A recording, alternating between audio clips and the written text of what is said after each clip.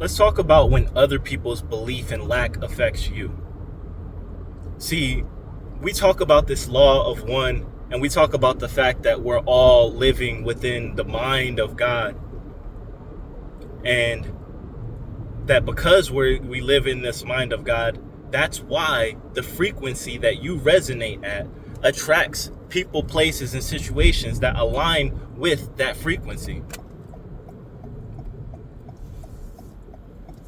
It's important that you understand that just as you are an individuated aspect of God, there's individuated aspects of God all around you. When you recognize the divinity in each person,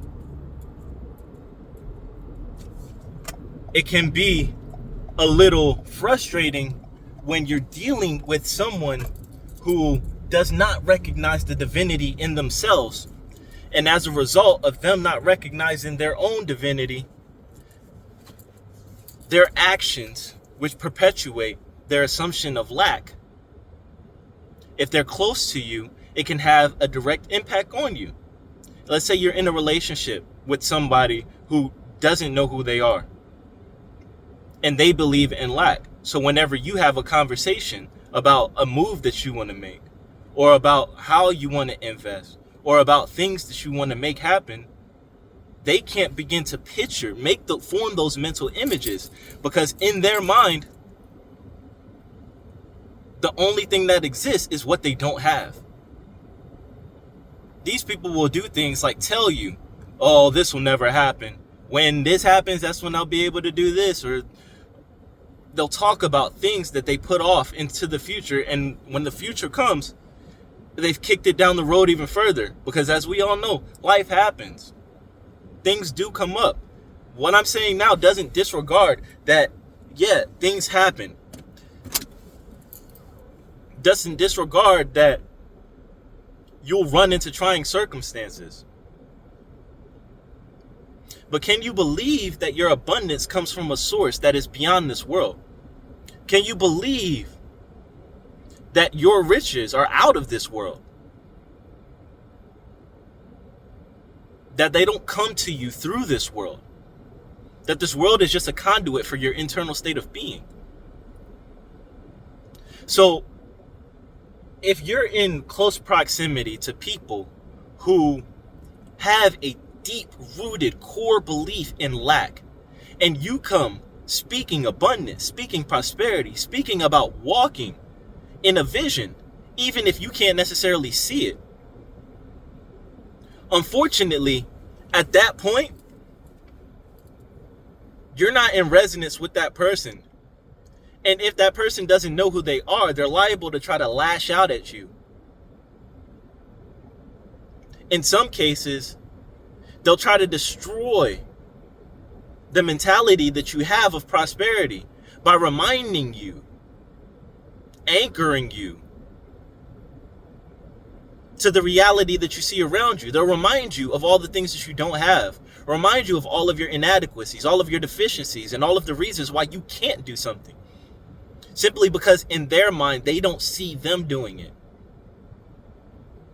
Or they can't see beyond your situation. They don't know the thoughts that you have sent out to Source. They don't know the uploads that Source has sent to you about a vision that Source has for you of perfection, of abundance,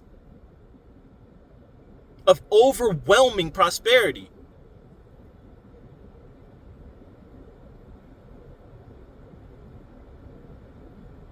When someone can't see the things you see up here, and they don't believe that they are greater than what they see around them, the fruit of that state are all of the destructive actions that try to pull you away from a positive vibration, if that's where you're inhabiting, or if that's what you're rising to. It could be friends, friend groups, who you tell that you're trying to elevate, you're trying to do this, and you're trying to do that. And because they knew you from way back, they say, oh, nah, this is who you are.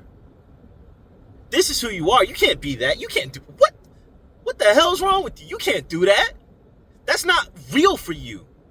That may be real for other people, but it ain't real for you. Just because of their fear. Just because your vision ain't their vision.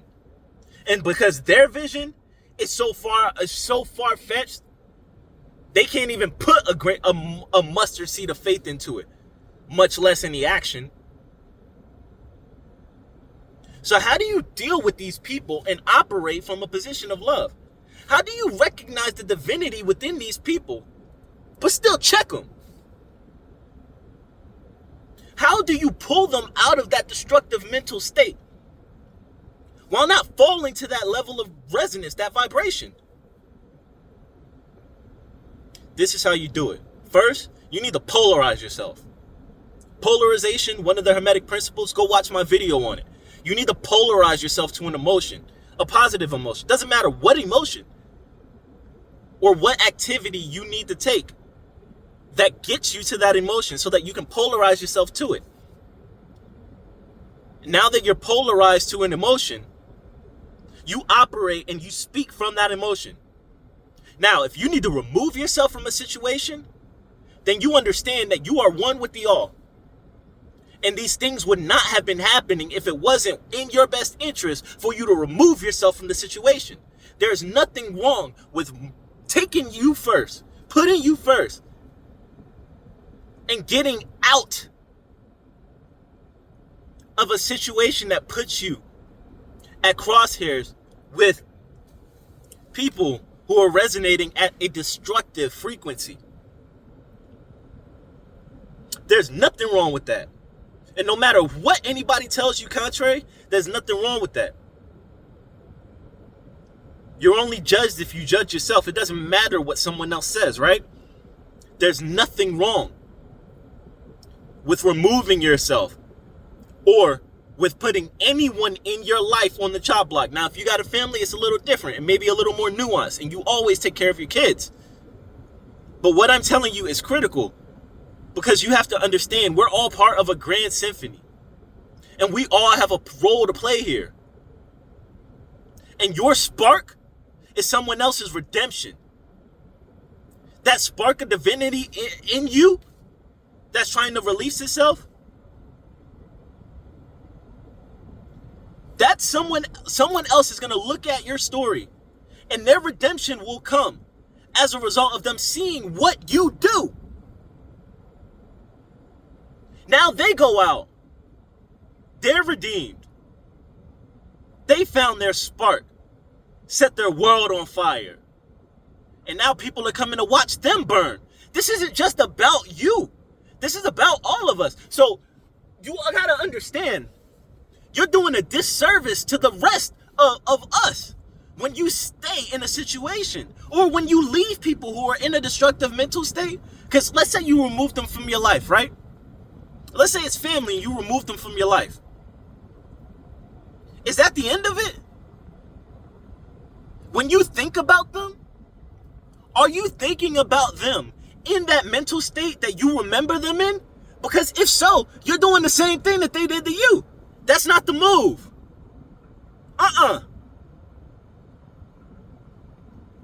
Recognizing that the power of source exists within you, you can begin to use your power to, even if only in your mind, pull someone out of a destructive mental state that they find themselves in, wittingly or unwittingly. What do I mean by that? What I mean is, you've dealt with these people. You've talked to these people.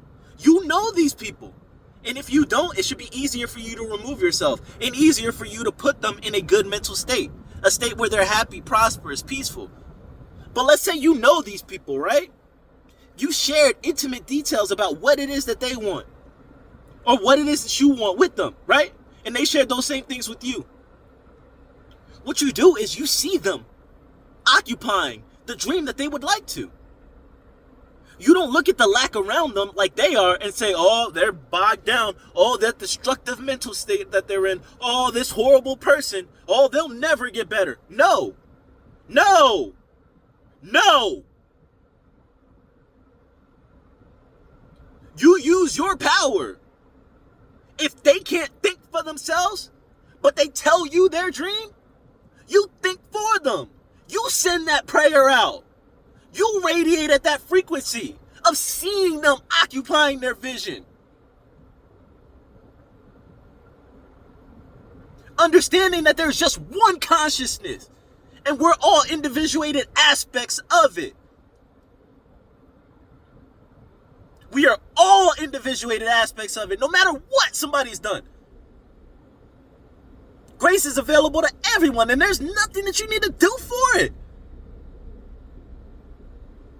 We're the judges. We're the ones who created this judgment and been judging everybody and judging ourselves harshly. It's our judgment of ourselves that creates some of the messed up scenarios that we encounter in our lives because we feel like we deserve it. Because you think you're separated from that unconditional love, and we never left it. I don't care what the situation is. I don't care what they did to you. Short of taking your life, and even if they took your life, they got you a one-way ticket to go back to source.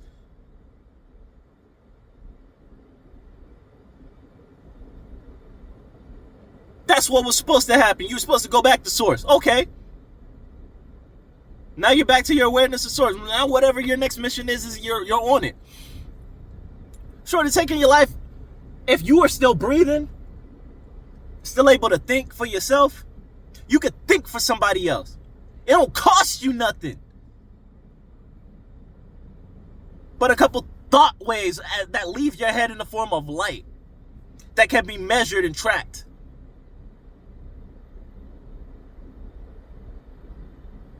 How many people could you heal if you simply were willing to think a thought for them? If you knew that all you needed to do was to heal somebody was to think something, how many people could you heal if you simply would think a thought for them? Talking about these people who you potentially need to leave. How many people have you passed and left in a destructive state? Because you've been passing people and leaving them in a destructive state? That's why that shit's playing out in your life.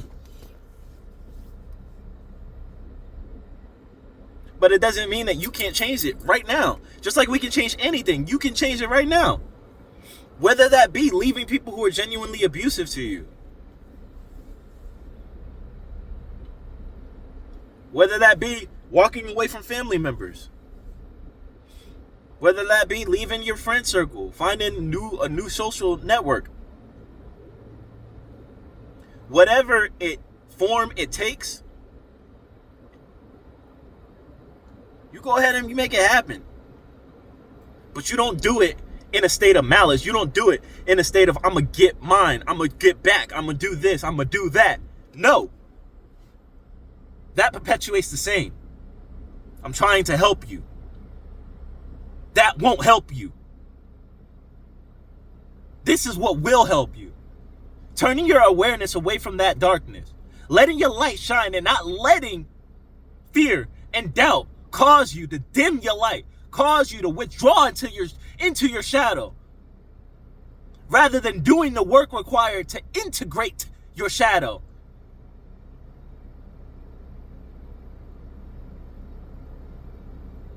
We're all resonating at different or vibrating at different rates. At different nodes. We're all occupying different states within this node that we're vibrating at. And every state that we occupy has fruit from that state. The fruit of that state are all of the things that show up in your world. That's the fruit.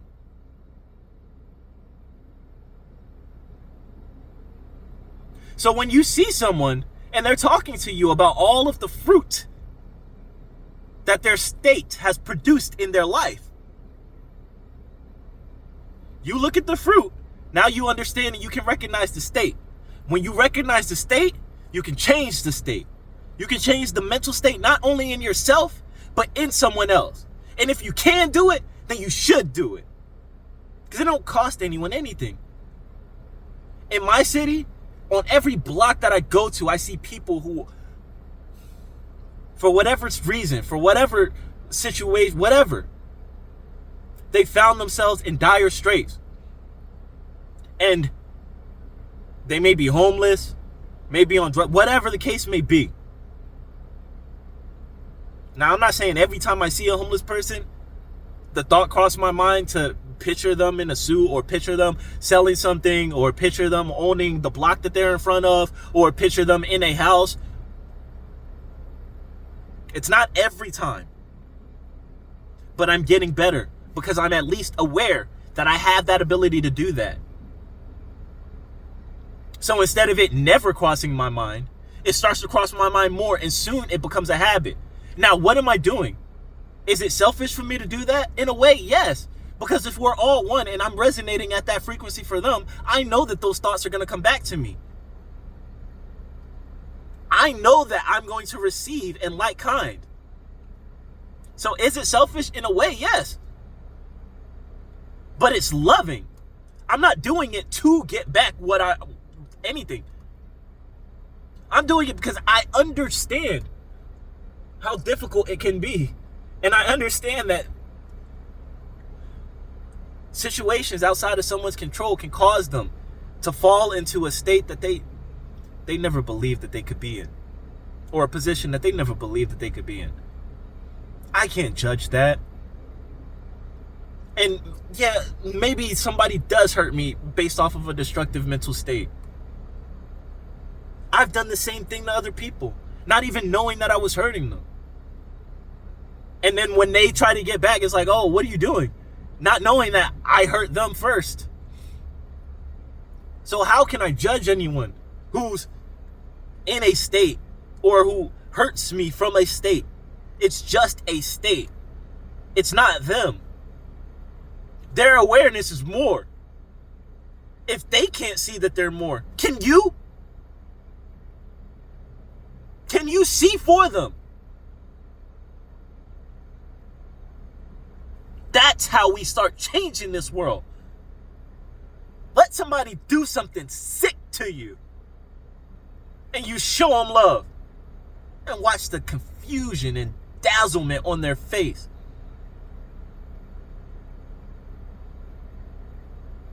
Watch. And maybe you don't see it, but they'll question the next time. And when somebody does something to them and they're thinking about getting back again, it may cross their mind the way that you handled it, the love that you showed, assuming you say something. Sometimes you don't even got to say anything. You just, in your mind, pull them out of that state, but remove them from your life. I hope something that I said here resonated with you, gave you some type of tool, or at least a jolt to spark a new line of thinking in your life. I love you. I want to see the fullest expression of you. The collective needs to see that fullest expression of you. When we all play our part, the miracles just come together with ease. This is the spark.